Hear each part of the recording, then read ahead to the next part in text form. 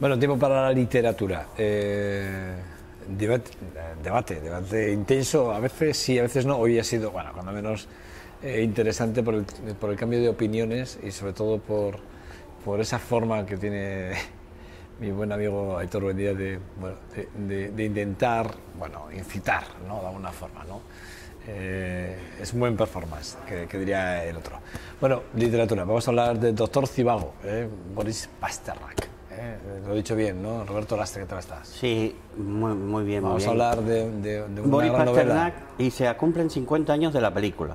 ¿Se cumple este año? ¿Se cumple Sí, el 50 se aniversario? hizo en el 65, pues estamos en el 2015, pues 50 Se cumple años. el 50 aniversario de la, El 50 aniversario de la película. La película fue un gran acierto.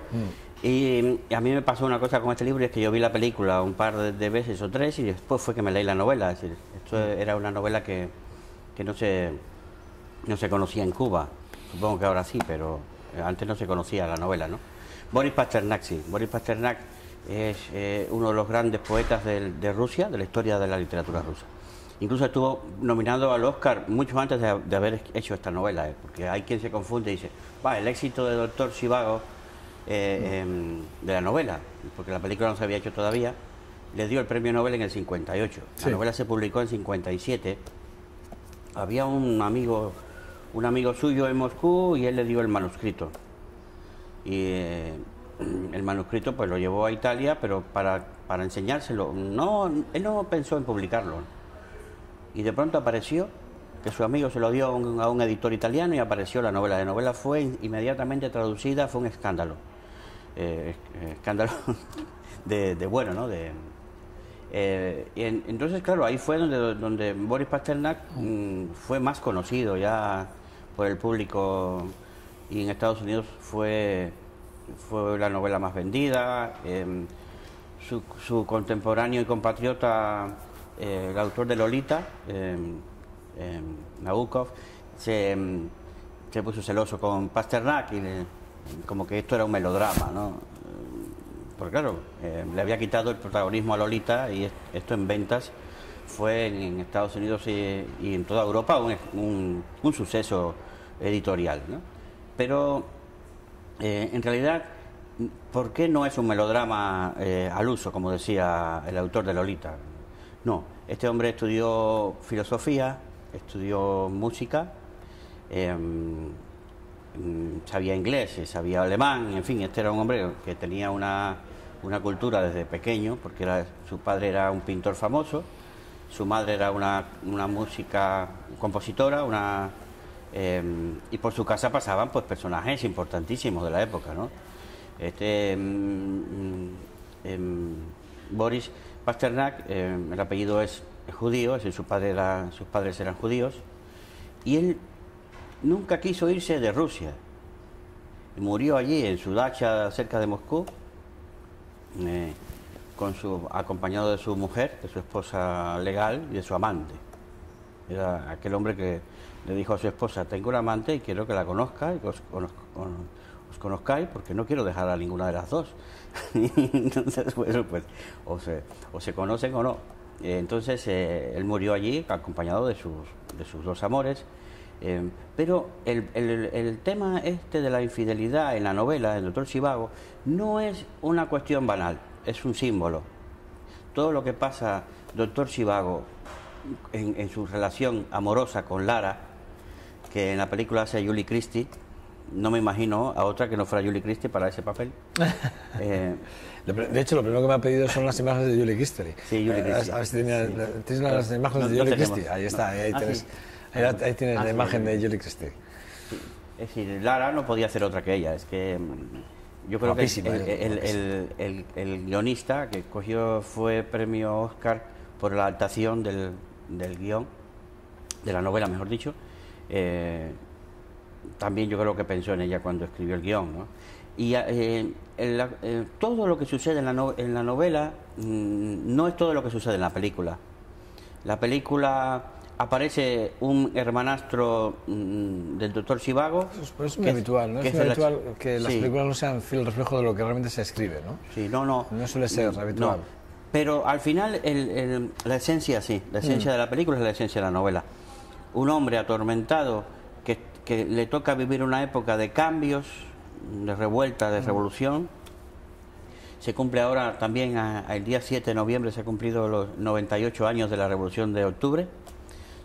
Se llamaba Octubre porque allí existía otro calendario, no el nuestro, pero ahora se celebra en noviembre, 7 de noviembre. Pues él tendría en el 17 27 años, ya era conocido como poeta, había publicado su primer libro en el año 24, a los 24 años, en el 1914, y se ilusionó mucho con la revolución bolchevique. Hizo un libro de poesía en ese momento que se divulgó. Fue quizás un poemario, el poemario que hizo testimonio de la ebullición revolucionaria que había en Rusia en aquella época, ¿no? De hecho estaba leyendo, ¿no? Que se escribió realmente el doctor Zivago, el esbozo principal está hecho entre 1910 y 1920, y hasta el 50 y hasta el 55 no se publica. No se publica hasta el 57. Perdón, hasta el 45 no se publica.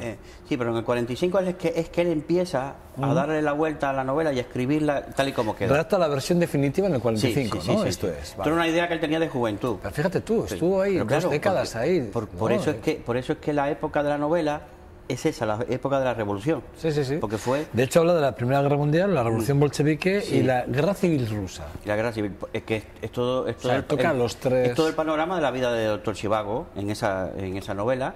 Es decir, él lucha por un amor casi imposible, que es el amor de Lara. No es melodrama porque este es el ejemplo en el que la literatura, la escritura es tan bella, tan buena, que te puedes ver la película 5 o 6 veces y leerte la novela también 5 o 6 veces, ¿no? La novela tiene unas metáforas, unas imágenes. Yo creo que él fue un gran admirador de Dostoyevsky, y él quiso un poco que creo que fue su referencia, pero yo lo veo más como una referencia a Tolstoy. Estos rusos, escritores rusos del siglo XX, y finales del XIX y del XX, tenían una capacidad de describir y de manejar muchísimos personajes. ¿Tú sabes cuántos personajes hay en Guerra y Paz? Personajes principales, que todos tienen su importancia. 360, como los días de un año. ¿Cómo Tolstoy podía manejar tantos personajes? Pues aquí también Pasternak maneja muchísimos personajes. Hay un personaje que es también un símbolo de los cambios, que es el novio de Lara.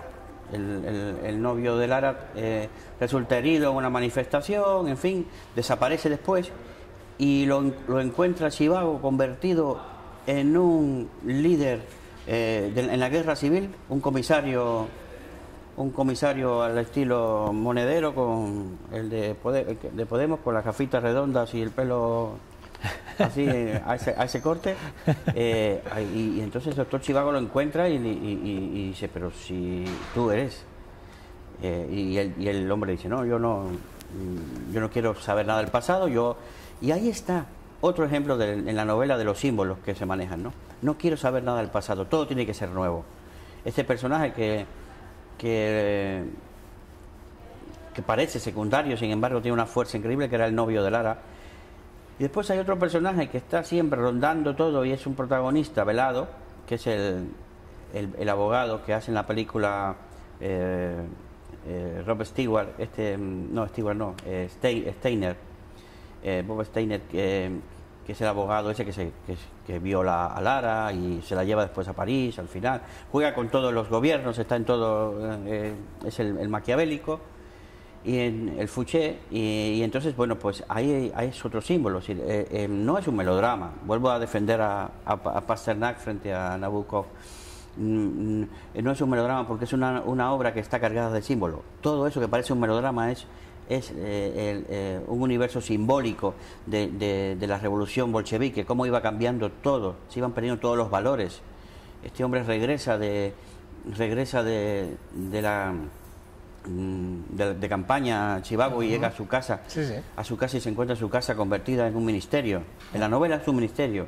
En la película él llega a su casa y han construido una comunidad.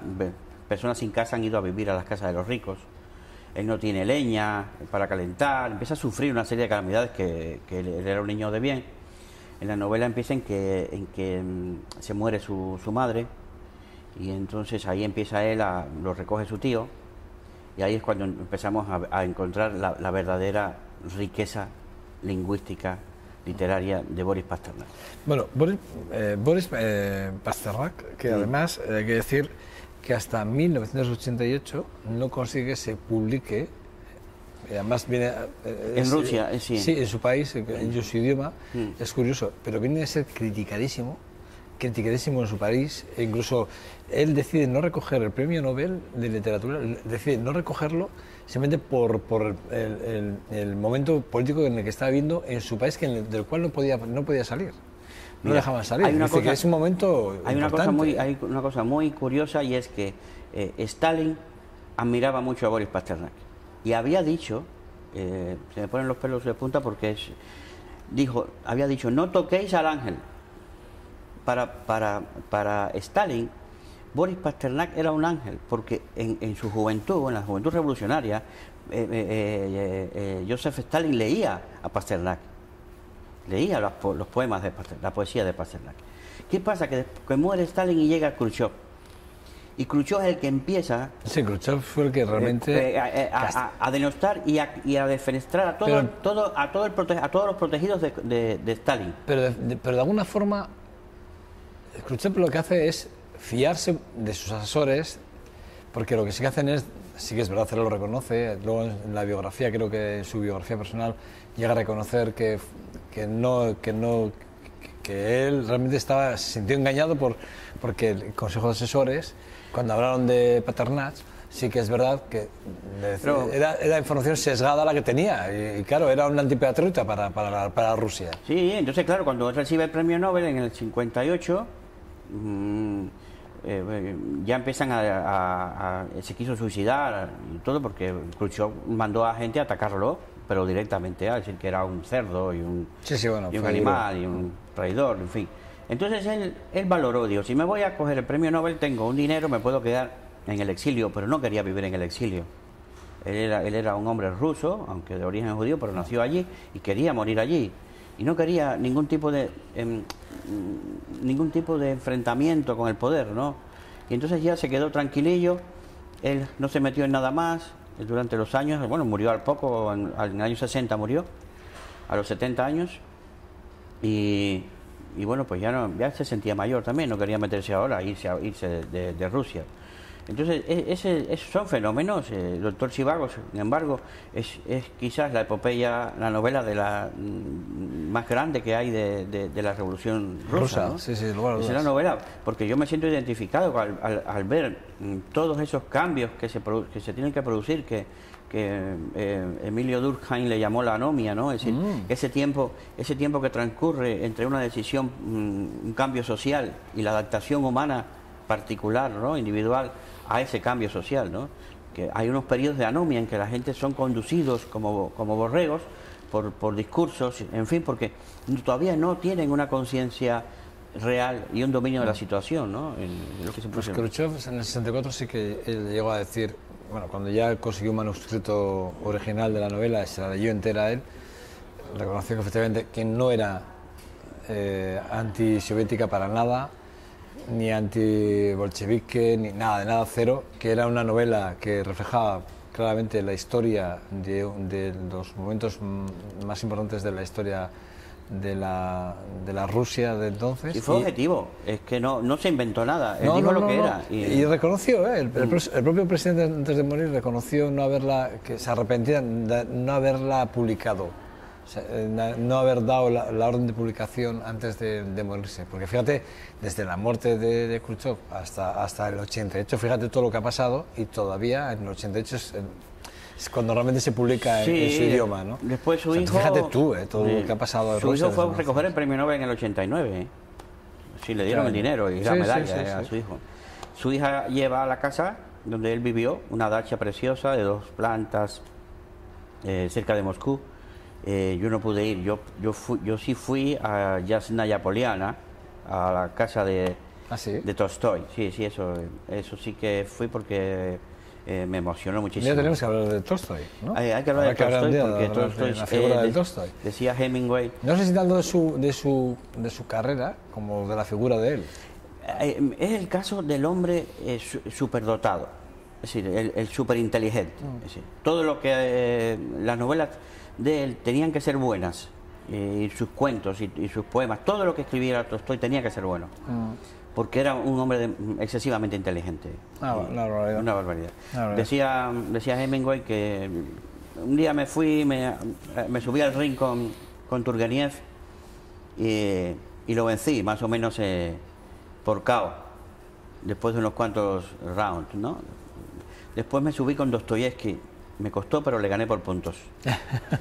Y dice, pero después me subí con Tolstoy, y nada más que me paré en el ring, me dio una paliza que yo jamás osaría ni siquiera acercarme a él.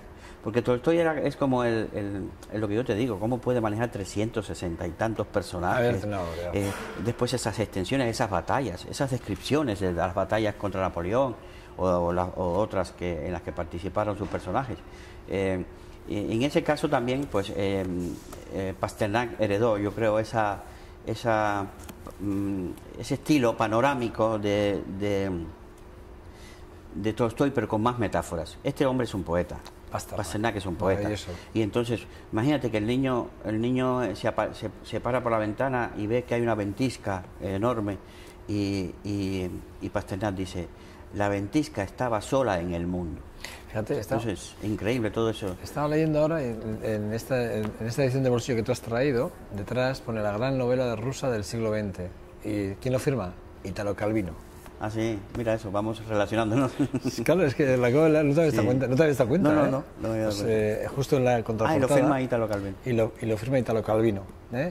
Justo, que hablamos la semana pasada de Italo Calvino. Sí. Bueno, pues aquí lo tienen.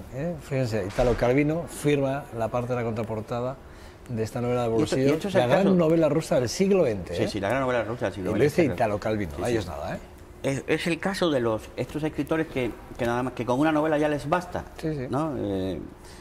Juan Rulfo en México con Pedro Páramo o El Llano en Llamas, con 2 librillos ya dejó de escribir, digo, ya. He conseguido llegar a donde podía, ¿no? Donde mi capacidad me daba. Y Pasternak igual, escribió esta novela, se sintió tan a gusto con ella y tan temeroso que no quiso volver a... Te va a hacer una propuesta, la va a hacer pública. Se me acaba de ocurrir ahora. Peligro. Sí, peligro. Pero me parece que podría ser interesante que en un momento determinado, en esos espacios que tenemos 4 espacios al mes, igual en un espacio, de los 4, solo en uno al mes, dedicáramos un poco a dar claves para la escritura creativa, porque hay muchos escritores que nos siguen y probablemente tú como escritor y como editor podrías dar algunas claves importantes, preparar un programa solo exclusivamente para hablar de la escritura creativa, enseñar a muchos de la gente que nos están viendo en este espacio, que te siguen, que me consta que te siguen, hay muchos seguidores que tienes en este espacio, y que son escritores muchos de ellos, pues enseñarles algunas claves. No sé cómo lo ves. Estaría muy bien. ¿Le damos una vuelta? Sí, estaría muy bien, porque por ejemplo yo venía pensando en que yo vi la película primero y después vi la novela y dije, este es el ejemplo de por qué una novela vale. No por el contenido, no por la historia que cuente, sino como obra de arte, ¿no? Claro. Como obra de arte. Si la película es muy buena porque se reúne ahí Maurice Jarre con la banda sonora, que es ya un clásico, el fotógrafo que fue excelente, el de vestuario, es decir, se reunieron una cantidad de gente capaces con David Lane para hacer la película. La película fue y los actores, pues... Y entonces, bueno, pues yo decía, y sin embargo lees la novela y la novela es superior a la película. Y mira que la película es buena. Yo siempre digo que nunca ver primero la película y luego verla, sino al revés. Primero siempre leer la novela, siempre leer y luego ver la película. ¿Sabes por qué? Mi teoría es porque al final la película te puede decepcionar, pero lo que nunca te va a decepcionar es la novela. O sea, perdón, Claro, el cine, la película te puede decepcionar, sí. lo que nunca te va a decepcionar es la novela. Sí, está claro. Para mí es mi teoría, ¿eh? Aquel que ve la primera película, luego ve la novela, se ve, me ha pasado una vez, me vi como es que sí, porque habré perdido el tiempo. Me quedé con la sensación de haber perdido el tiempo viendo la película. En grandes libros, cuando tú ves la película primero y después ves el libro, descubres que el libro siempre es superior. Mucho mejor, siempre. Mucho mejor. Incluso El Padrino, que es tan buena película, buena película, y cuando lees a Mario Puzo dices, hombre, qué fuerza tiene la literatura. Bueno, ayer estuve con un buen amigo tuyo que el día 20 presentáis el libro en el Artium.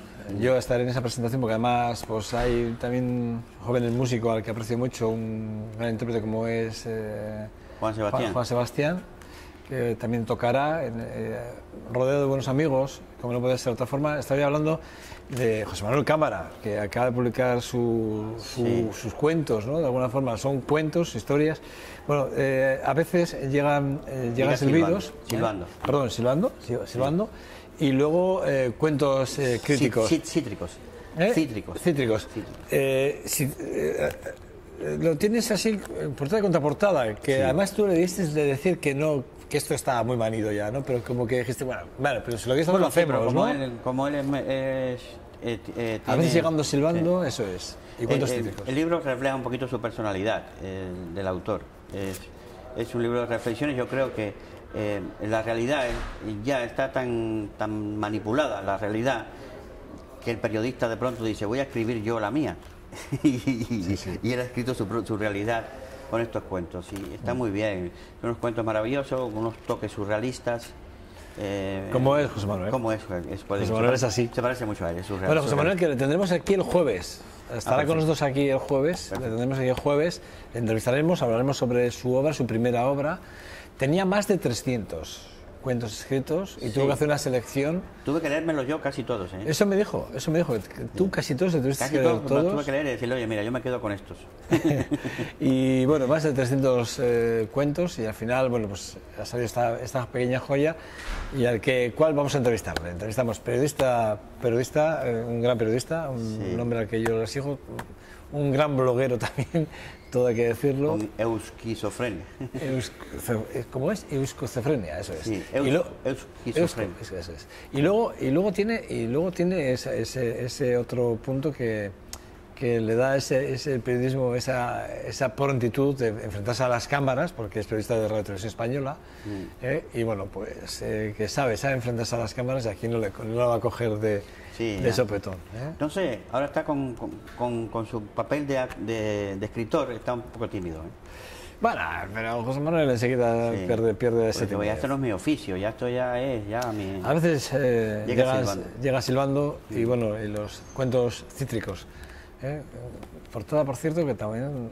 Preciosa la portada. Sí. Cuando menos llamativa, ¿no? Sí, las dos. Está cuentos cítricos, Bueno, pues estará con nosotros el jueves, Mi buen amigo.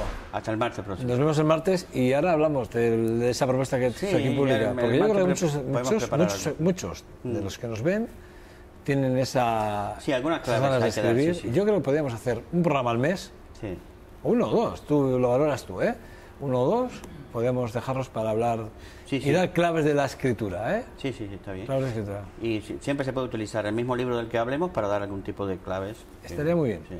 Perfecto, muy bien. Vale. Nada, es que riesgo. Bueno, Roberto. A vosotros.